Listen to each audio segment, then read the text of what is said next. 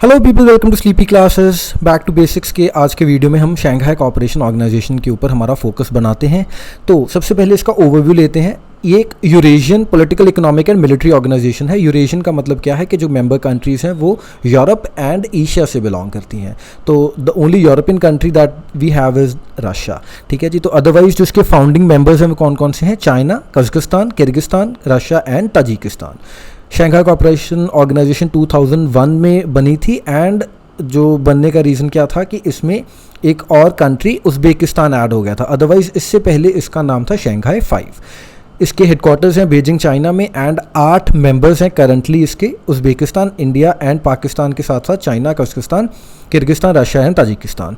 Afghanistan, Belarus, Iran and Mongolia इसके observers हैं and 6 countries हैं जो इसके डायलॉग पार्टनर्स हैं, which is Azerbaijan, Armenia, Cambodia, Nepal, Turkey and Sri Lanka. तो दोस्तों एक काम आपने क्या करना है कि आपने वर्ल्ड मैप के ऊपर ये जो सारी कंट्रीज़ हैं जिसके ऊपर इन्फ्लुएंस है एससीओ का, वो आपने देख लेनी है ताकि आपको जो एक रीजनल एस्पेक्ट में क्लैरिटी मिल जाए।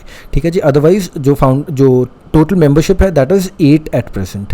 ठीक है। एंड अगर हम इसकी एग्रीगेट जीडीपी की बात करें तो 22% जो ग्लोबल जीडीपी है वो आती है इन 8 कंट्रीज से, एससीओ कंट्रीज़ के, which is around $18 trillion and 40% जो ग्लोबल पॉपुलेशन है वो इन्हीं कंट्रीज़ में है, इन 8 कंट्रीज़ में है। तो हर वीडियो में जब भी हम बैक टू बेसिक्स में डिस्कस कर रहे हैं कोई भी ऑर्गेनाइजेशन, तो उसकी ये फिगर्स हम स्पेसिफिकली डिस्कस कर रहे हैं। तो please do keep a note of such things. आगे बढ़ते हैं, हिस्ट्री इसकी थोड़ी जानते हैं।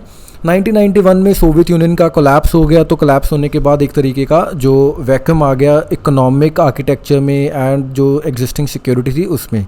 तो इसके लिए जो कंट्रीज़ थी इस रीजन की, उन्होंने सोचा कि एक नया स्ट्रक्चर बनाया जाए। तो इसी वजह से जो शंघाई कोऑपरेशन ऑर्गेनाइजेशन है it came into being.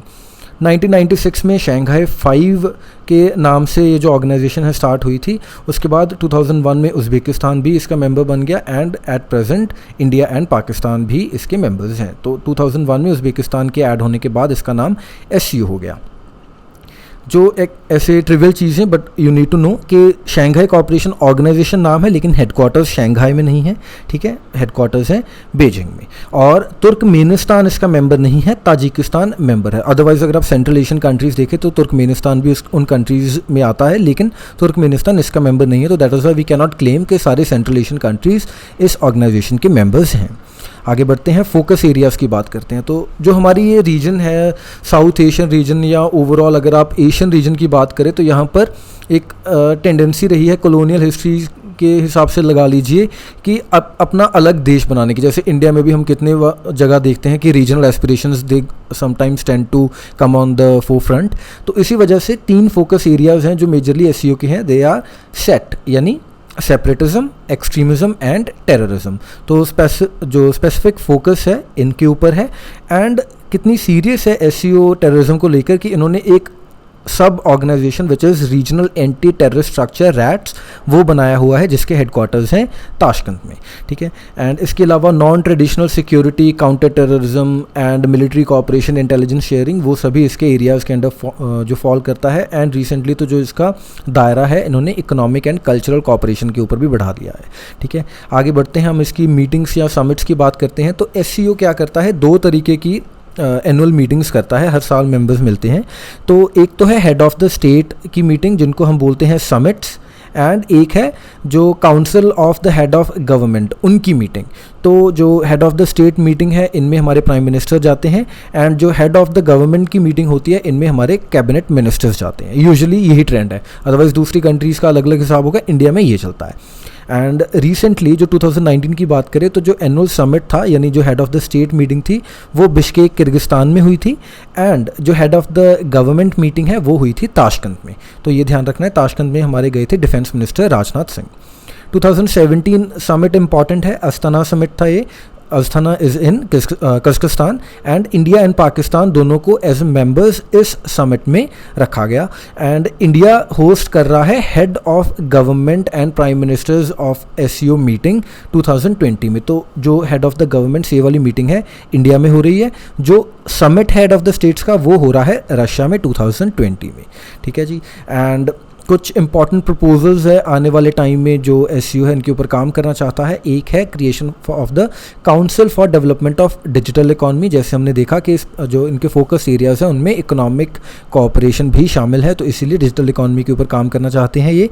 And SCO development bank SDB and SCO development fund, तो ये अगेन जो आपकी फाइनेंशियल आर्किटेक्चर है उसको भी डेवलपमेंट के लिए जो स्टेप्स उठाए जा रहे हैं इस ऑर्गेनाइजेशन के तहत।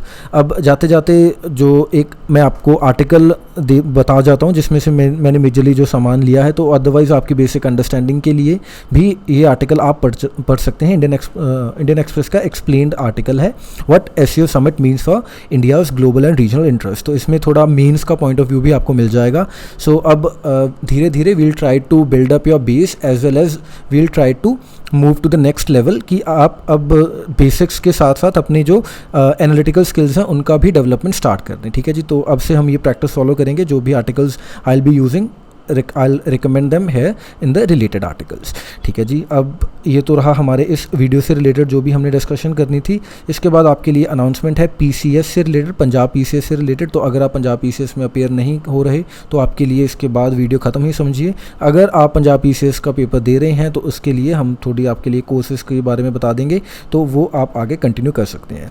ठीक है जी, अदरवाइज़ अगर आप पंजाब पीसीएस में अपेयर नहीं हो रहे लेकिन यूपीएससी के कोर्सेज़ आपने ख़रीदने हैं तो आप हमारी वेबसाइट पर जाकर कोर्स खरीद सकते हैं।